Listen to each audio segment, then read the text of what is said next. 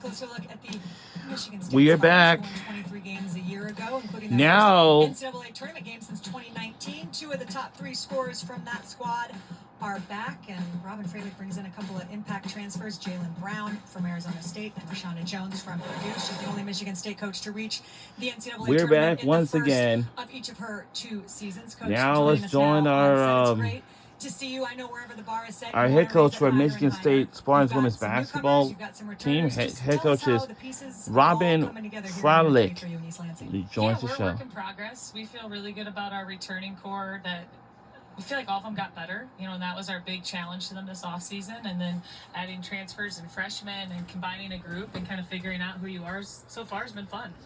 You take over Michigan State, and as Ashley mentioned, you're 2 for 2 and making it to the big dance. For you, in terms of goals and how personally satisfying that is, I thought you coached your squad up. I thought you did one of the best jobs in the Big Ten last year. For you just personally, you look back, I mean, you've got to give yourself grades of like, that was really good. What did you do last year as a squad that you were able to coach your team up that you were proud of?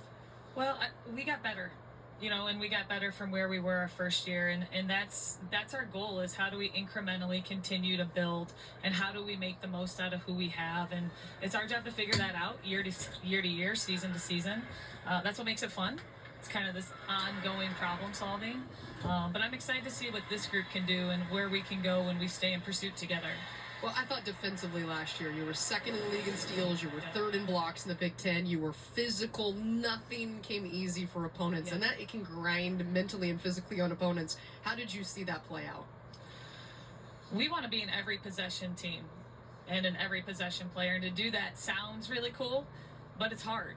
And how do you get a group to care about every possession at the relentless mentality that's required to be really, really good? And so it's what we're working on right now in practice. It takes a lot of effort. It takes a lot of collective teamness. But that's the way we like to play. That's the way we believe in playing. That's the way we are when we're at our best. So we're going to keep working on it. Coach, how do you teach that, though? Because I think there is something with when you're talking about effort and want to, and just the desire. It's one thing to coach skills and fundamentals, but what does that look like in practice? There's a competitive spirit to being really good. And how do you get a collective team competitive spirit? And so it's the way you train, it's the way you practice, it's what you preach. The other day I shared at the end of our practice that you're good enough. We're good enough to be challenged, right? We're good enough to figure out how do we get to this next level, individually and collectively. But, it's a work in progress for sure, but that's what's fun about it.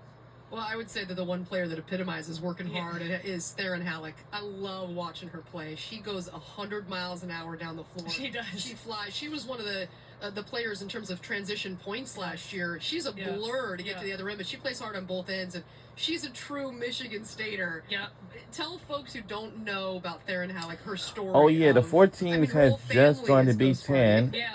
All our family I know members, it Michigan was State grads, UCLA, raised a Spartan, plays like it, Washington, loves like it, believes Oregon, like it, and we USC. think she's arguably one of the fastest players, That's all. if not the fastest Those player 4 teams had in joined the league, Big and Ten her because speed those is 4 used to be in the dynamic. Pac-12 We're really for many challenging her years. on playing with change of speed. Until now, But yeah, really fun to coach. they Great joined the Big competitor, Ten.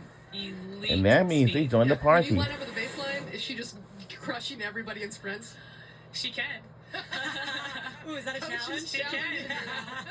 That's good. And Theron's here. We're going to hear from her in just a little bit. I can see her smiling over there on the side set. Grace Van Slooten, the other player that you brought with you, just a tremendous talent who, again, came over from Oregon and has been able to have a big impact on this team. Team captain this year, what do you see as she takes the next step? Well, what we love about Grace is that her work ethic match her goals.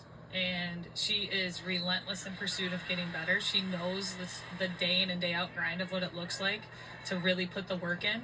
And when a player like Grace does that, it sets an example for our whole team of what it looks like to care at a high level and to work at a level that matches that. So grateful that we have both of them as Spartans, and we're going to keep working to get better and figure out who we can be.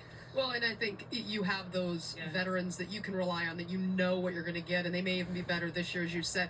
But you've got some new faces that you really like. Tell the folks out there for Michigan State this year, who were some of the players that they should know? Yeah, well, we added 4 transfers and 3 freshmen, and all of them are making an impact. The transfers have a lot of experience. They've all played a lot of high-level college basketball. What I like is they're very different.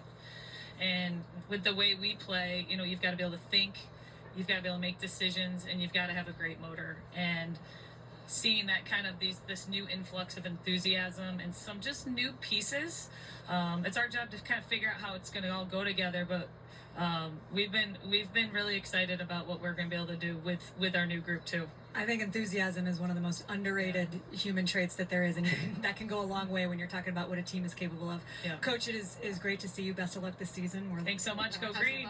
And now we'll be joined by our women's basketball players. But first, we'll take a look at our notable games for our Michigan State Spartans women's basketball team. DePaul on December 14th, Indiana on the 1st, January, New Year's Day, January the 4th, Illinois, Washington, January the 8th, Oregon, January the 11th, Iowa, January the 18th, USC, January 22nd, February the 1st, Michigan, Maryland on the 4th, and yeah.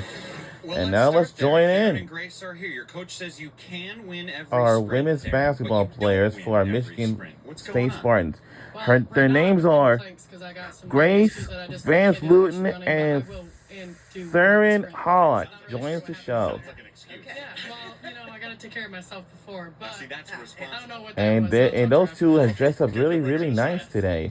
You two are the Speed Twins. Do you remember who was the first person to come up with that moniker?